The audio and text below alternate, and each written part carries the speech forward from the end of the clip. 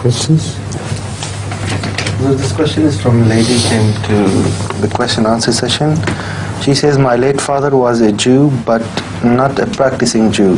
When he was ill, I told him about the teaching of Islam. He said, I agree with the teaching of Islam concerning the book. Being a new Muslim and having not enough knowledge about Islam, I wasn't able to tell him much about Islam. He died without accepting Islam. Can I pray for his forgiveness?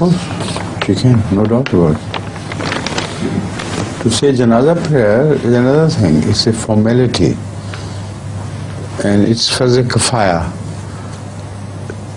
But to pray for dead parents, particularly those who belong to Ahl Kitab, is not at all forbidden. It's rather her duty to pray for him and for his salvation, knowing that he was coming closer to Islam. Right?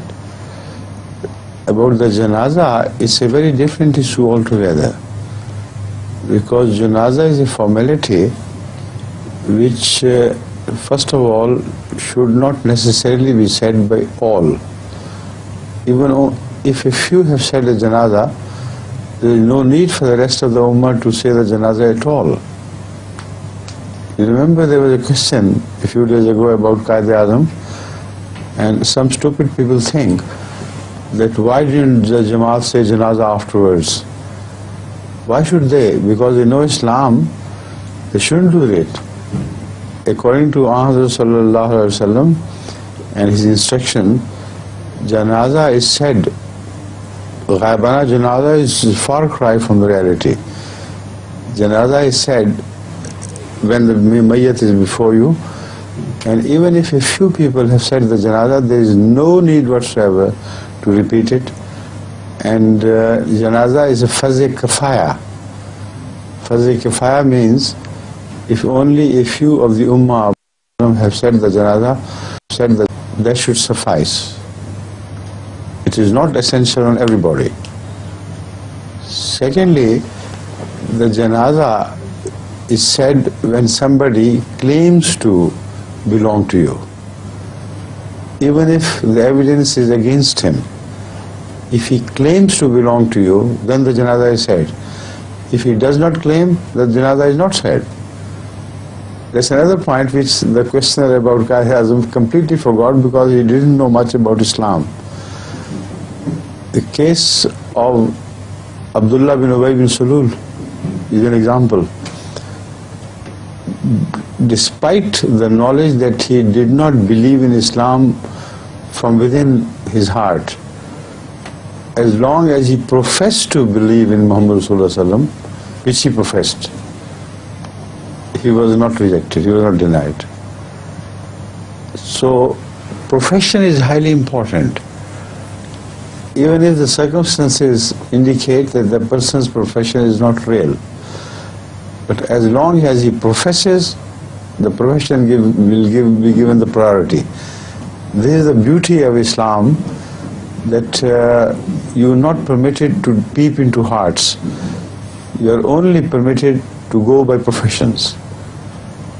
So Qadi Aazam never professed to be an Ahmadi Muslim, never professed to accept as a Rasul, and by profession he had to be treated as one of the Muslims to which he professed. As such, even if a few had said his namaz janaza, that was sufficient. You understand the point? Yes. Another very important fact about namaz janaza should be remembered in this context and in all other contexts. It's irrelevant whether a person who dies is innocent and free of all sins. Even then, janaza would not be said if his parents' views, if a child dies, is evidently on Islam and his views are, according to the Holy Quran, based on the fundamentals of God's characteristics. As yet, his namaz janaza is not said. if his parents have a different view, which means that if the view of the sect or religious group to which the child belongs, despite the fact that he himself is innocent, his namaz janazah is not said. And this is the practice of Hazrat sallallahu alaihi wasallam, in which he was absolutely consistent. So if Zafrullah Khan did not say the Janaza of Qayed Aazam, whose views or the views of whose sect were completely contradictory to the views of Zafrullah Khan and faith in Hazrat Masih of Islam, the fact which remains to be unaltered is that Qayed Aazam belonged to whatever group he may have belonged. That group did not believe in the claims of Masih and rejected them outright. So anyone whose group rejected the claims of Hazrat Muhammad, even the innocent children were included in that group, while they themselves had not violated the sanctity of Islam in any way. So namaz janazah was not said. So this is a principle which is unchangeable. It is as strong today as it was 1400 years ago. It's an unchangeable principle. So nothing has changed since the time of Masih till this time. Whoever belongs to a group which rejects the truth of Hazrat Masih, those who believe in his truth cannot say his janazah prayer, because this is according to the Sunnah. He belongs to the group despite the fact that he himself has not rejected. So it's quite sensible and understandable.